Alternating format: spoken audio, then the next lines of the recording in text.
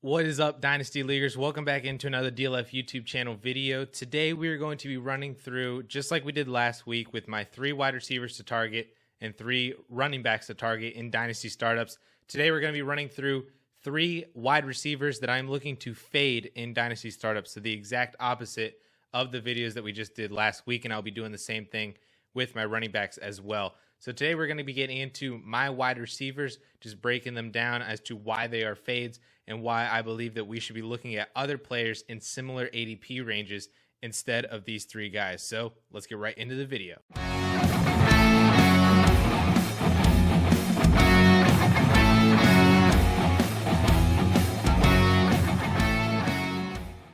So like I said, we were talking about 3 wide receivers that I'm looking to fade entirely in Dynasty startups, specifically at their current ADP prices using June DLF ADP. And I've ordered these basically from the most valuable all the way to the least valuable.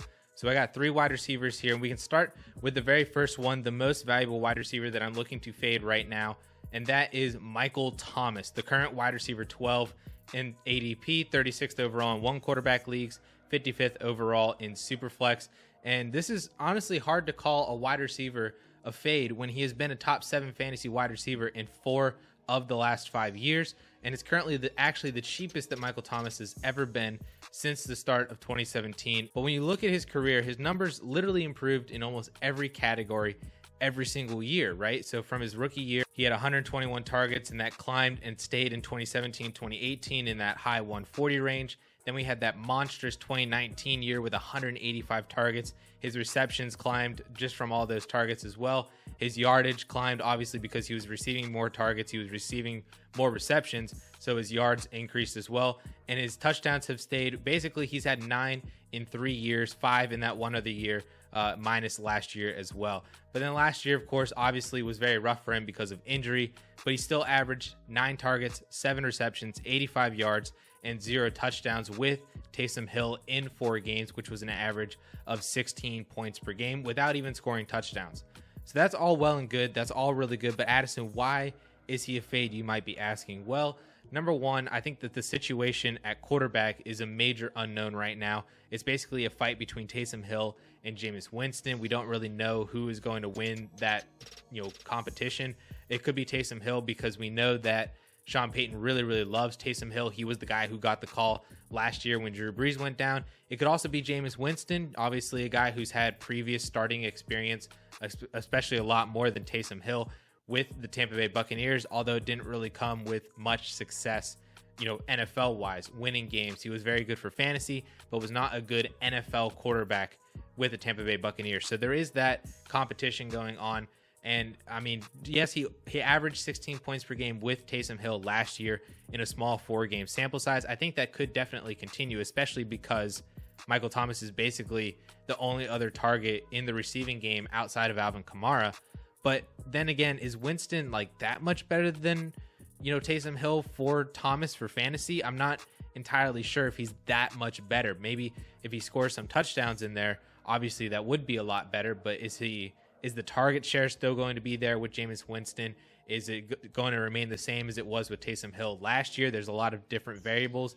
Either way, neither of them are as good as Drew Brees, especially not as good as Drew Brees was when he was feeding Michael Thomas targets like out the wazoo, 185 targets in 2019. That's definitely not happening again.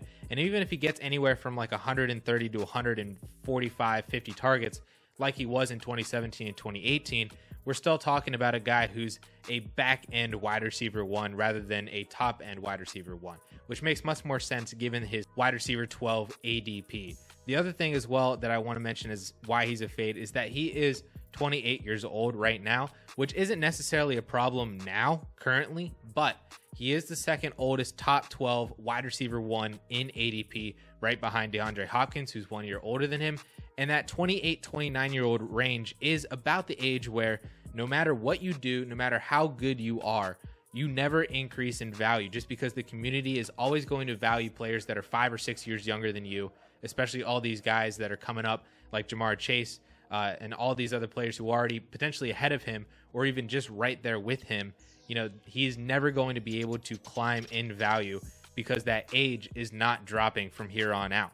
So that is just another reason why I'm looking to fade Michael Thomas there. Number 3, God forbid he get hurt again like he did last year. Like, if he actually did get hurt, I feel like that would be a major nail in the coffin. That was basically what happened with Adam Thielen, who had back-to-back 1,300-yard seasons at 27 years old and 28 years old. Then he got hurt in 2019, and his ADP dropped all the way down into the 60s and 70s overall. And that's basically where he has been since, even though he still produced last year. And there may be some other variables with Justin Jefferson going in with that price. But that's essentially what happened, is that injury, he just never rebounded from that injury. And it was a major nail in the coffin for Adam Thielen. And should that happen again, I'm not projecting it to happen, but if it did, like last year or anything like that, that would be a major nail in the coffin for Michael Thomas. And then finally, he is basically the same productive veteran wide receiver right now as Keenan Allen and Allen Robinson. They're basically all within about 1 year of each other, all producing probably about the same whenever you look at projections for 2021 and a couple years down the road. They're basically all the same in my mind, yet those two, Keenan Allen and Allen Robinson, are consistently being taken after Michael Thomas in Dynasty startups, either a half or even a full round later. So I'm not really in on, going for Michael Thomas as the top of that older production tier when guys like Keenan Allen and Allen Robinson are going right behind him. So I'd rather just, that's really one of the biggest reasons why he is a fade, because you can wait and get Keenan Allen and Allen Robinson, or potentially even grab younger versions of Michael Thomas like Deontay Johnson, or potentially guys like DJ Moore as well. They're all kind of in this same range as Michael Thomas, but all being consistently taken after Michael Thomas, because he is still being valued as a wide receiver 1 in DLF ADP. And I'd rather just, fade him and move down towards the other wide receivers that are either the same age and still productive, or younger and still similarly productive as Michael Thomas. So that is Michael Thomas and why I believe that he is one of my wide receiver fades right now in Dynasty ADP. The second guy that I want to mention, and I feel like this should go without saying at this point in this player's career, which is very, very sad because he is fantastic, but I feel like Julio Jones at wide receiver 22, going 52nd overall in one quarterback leagues or 69th overall in Superflex, is just not somebody that you want to be building your Dynasty roster around, your Dynasty startup. That is the beginning point for your Dynasty roster, and really, points you in whatever direction you're actually going to take, whether it's rebuild or competing immediately. Either one of those ways, I don't necessarily see why Julio Jones should be on your roster in your Dynasty startups when you're looking back on it at this current wide receiver 22 price in the 5th round in one quarterback leagues. Yes, he's been phenomenal for fantasy basically his entire career. Literally only 2 bad seasons in 10 years, including 7 wide receiver 1 seasons. But all good things must come to an end, and I feel like we are nearing the end for Julio Jones. And I know that we've been saying that probably for about 4 or 5 years now, ever since basically he turned 27 or 28 years old. But we're talking about a 32-year-old wide receiver right now. Like this has to be the true beginning of the end for Julio Jones, and it has been for other previous elite wide receivers in the past. Larry Fitzgerald, whenever he hit 32 years old, he did, yes, rip off 3 straight 100-plus reception seasons, 1,000-plus receiving yards, and 6-plus touchdown seasons at 32, 33, and 34. However, the difference at that point in Larry Fitzgerald's career was that he was going as a wide receiver 54 overall, 117th off the board in ADP in his age 32 season. And we just basically discounted him every single year since, and he just happened to put all these fantastic fantasy seasons together at those age. I don't necessarily see that happening for Julio Jones, and it's almost like we're expecting that to happen given the fact that he is twice as expensive as what Larry Fitzgerald was back when he was 32 years old. I also looked, and since the DLF has been tracking ADP since 2014, there are only 2 other wide receivers that compare to Julio Jones's current ADP price at age 32. The first one was Andre Johnson, who averaged a top 60 overall ADP at age 32 in 2013. And at age 32, he did post a 109, 1,405 total season at the age of 32 in that 2013 season. He was the wide receiver 10. After that, at age 33, he posted 85 for 936 and 3, finishing as the wide receiver 28. And then at 34 and 35, it was really rough for him. The downhill slide really hit hard for Andre Johnson, and he didn't finish inside the top 50 after that, and then ultimately retired at the age of 35. The other player that comps very well to Julio Jones in his current ADP pricing is Brandon Marshall, who averaged 61 overall at age 32 in 2016. And then in that same season, he posted 59 for 788 and 3 on 128 targets, finishing as the wide receiver 48, and then had basically 2 dead seasons on 2 different teams at age 33 and 34 to end his career as well.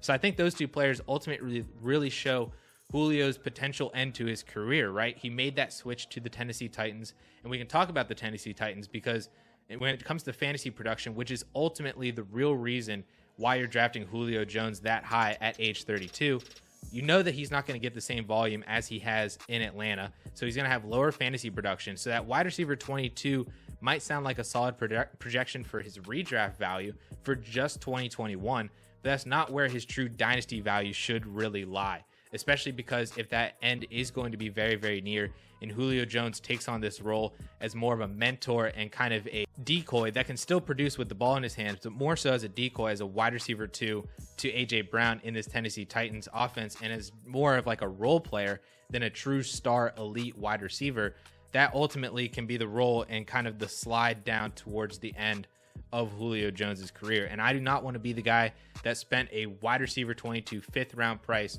on a 32-year-old wide receiver only to see that asset slowly, or maybe potentially not even slowly, just really decline in value over the next 2 years while not giving you, super high fantasy production in terms of return on investment. And so that is ultimately why I don't really like to, go for Julio right now. So if you did fade for Julio, who would you be fading him for? Players after Julio Jones, right after him, that I would rather build my dynasty team with in terms of startups is Kenny Golladay, Chase Claypool, Jerry Jeudy, Cortland Sutton, Juju Smith-Schuster, all guys that are going after Julio Jones that I would much rather have in a startup, because I feel like, at least for most of these guys, the path to production, or at least similar production to Julio Jones, is there and very similar to Julio in 2021, or at least can make the case for, very early on down the road. Not to mention guys like Chase Claypool and Jerry Jeudy are basically 10 years younger than Julio Jones, and they still have a very direct path to production,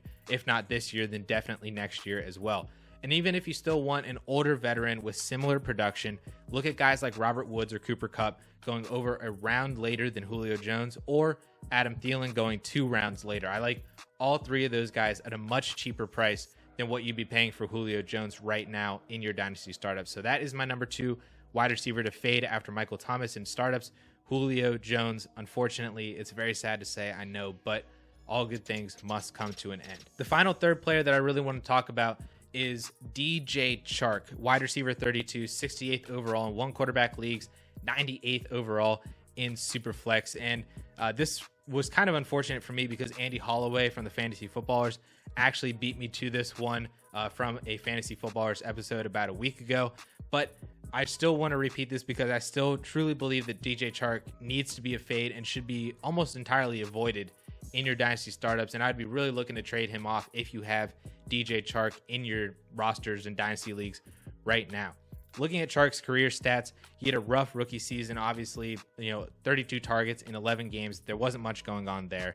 Had that fantastic breakout sophomore season in 2019 where he posted 73 for 1,008 on 118 targets, finishing as a wide receiver 18. And then last year, as we all know, was a rough up and down season in 2020. 53 for 706 and 5 was his final stat line on 93 targets, finishing as the wide receiver 48. The other problem that I have with DJ Chark is that he has a major tendency for wild, inconsistent weeks on a weekly basis. And I'm not talking like Tyler Lockett inconsistency, where it's like you have a monstrous wide receiver 1 40 points game, and then the next week he's like wide receiver 50. That's kind of what we have going on here, but it's almost like having a worse Tyler Lockett on your fantasy team, but you ultimately paid more for him because he's 5 years younger and he had a really, really good 2019 season. But when you look at his inconsistencies, these are his game by game weekly finishes in 2019 and 2020. You can see that it's very rough. There's a lot of red on here, and it's all basically interspersed in between yellow or blue or green as well, which are the wide receiver 1 or the wide receiver 2 finishes, or even the wide receiver 3 finishes on here.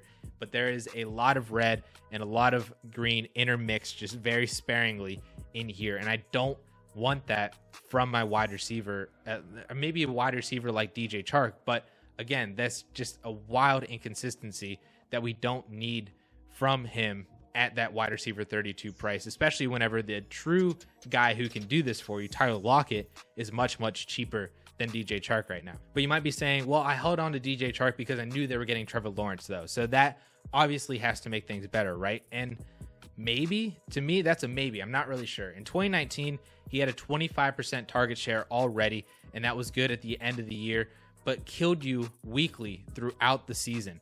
And like I already showed right there, and that was on a 25% target share. Last year, his target share dropped to 15%. However, the team did throw 616 total pass attempts last year, 616, which I feel like is a lot of passing volume that Lawrence may or may not even come into in 2021 or even match, on this Jacksonville Jaguars offense in his rookie year. 616 pass attempts is a lot. That's top 10 in the league, more than top 10 in the league. That's a lot of passing volume. And then we also look at what the Jaguars did in the offseason. They added Marvin Jones, who is already a very, very good wide receiver, and I think basically a better version of DJ Chark. Andy Holloway said the exact same thing. Basically the same as DJ Chark, except better. You look at Marvin Jones's 2020 stat line. He posted 76 for 978 and 9 on 115 targets, finishing as the wide receiver 18. Does that sound at all familiar to you? Had that fantastic breakout sophomore season in 2019 where he posted 73 for 1,008 on 118 targets, finishing as a wide receiver 18. That's definitely there, and the comparison is definitely there. Also, you have another year for Laviska Shenault, who's looking to have kind of a breakout sophomore year as well. And Urban Meyer definitely agrees. Urban Meyer on Laviska Shenault said he's a guy that's right in the right position at that age gap. I love who he is. I love the way he practices. He's been there every day. He's a great puzzle piece for us to have on offense, plus his attitude is fantastic. And Darrell Bevell, the offensive coordinator, definitely agreed as well. I really like what I see from Laviska. He's big, strong, physical, and a guy that really needs the ball in his hands. So that's the first thing that you're going to figure out is how do we give it to him and what does it look like? There are simple ways and easy ways that you can hand it to him and get it to him, but there's also routes and things. So that's where I wanted to progress to and see what he was able to do as a wide receiver, and I really like what I see so far. And that's very, contrast to what Urban Meyer has also said about DJ Chark. You've probably seen this quote being thrown around, but Urban Meyer said to DJ Chark, I just didn't like his size, his strength. I thought it was way below average, way below what we expect from our receivers. He was told that, and the best thing about DJ is he addressed it and hit it very hard. So, DJ Chark definitely did put on 7 pounds of muscle onto his frame. He's trying to play stronger and show Urban Meyer that he can definitely be, that alpha wide receiver, but Urban Meyer didn't necessarily see that initially, and that's what gives me a lot of concern and worry, is that his head coach likes a lot more in what he sees in Laviska than he did in DJ Chark, and didn't like DJ Chark enough to where they actually went out in free agency and got a better DJ Chark. So I'm just really, really nervous about DJ Chark, really not in on him at his current wide receiver 32 ADP. There's a lot of guys that I like behind him a lot more. First of all, Laviska Shenault, his own teammate, is going behind DJ Chark, Deebo Samuel, Tyler Boyd, Curtis Samuel, Will Fuller, Michael Pittman, Michael Gallup. I like all those guys a lot more. And then there's even a handful of 2021 rookie wide receivers that I like a lot more than DJ Chark as well, and Rashad Bateman, Rondale Moore, and Elijah Moore, and Terrace Marshall. So basically what I'm looking to do when I'm trying to fade off of DJ Chark is to stay within Chark's age range. He is 24 years old. Stay within that range, maybe a year or two younger, and hit the reset button on situation and production with a lot of these guys. And I ultimately, I feel like DJ Chark could just be this 1 year flash in the pan kind of wide receiver that we just kind of saw, we loved, we're really happy with, but we just kind of need to cut loose and avoid DJ Chark, I think, at his current price. And like I said, I'm just really not in on DJ Chark and what he's bringing to the table in Dynasty. And you should ultimately, I think, in my opinion, be looking to trade him away in your own Dynasty leagues if you already roster him right now, and entirely looking to fade him in your Dynasty startups as well. So those at least are my 3 wide receivers that I wanted to share with you guys that I'm looking to fade in my Dynasty startups between Michael Thomas, Julio Jones, and DJ Chark. Thank you all so much for watching and for tuning in. Please definitely leave a comment down below if you agree or disagree with me on any of these, or if you have some other players that you are looking to target as well in your own Dynasty startups. I'd definitely like to hear from you guys down in the comment section. So with that all being said, guys, thank you all so much for watching and for tuning in. We will catch y'all later.